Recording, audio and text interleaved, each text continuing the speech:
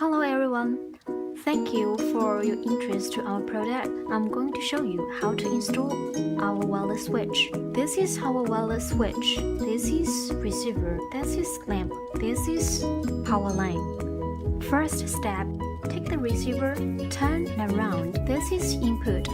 This area is output. Make sure that live lamp and neutral lamp connected.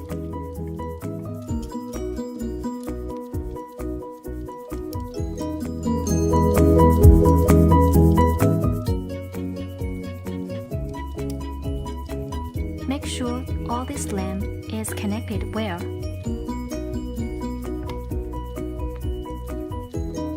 After the lamp is connected well, then you will see the indicator is flashing. Then the next step is how to pair the switch and our receiver. Press the button for 3 seconds. You will see the indicator is flashing fast. Press any switch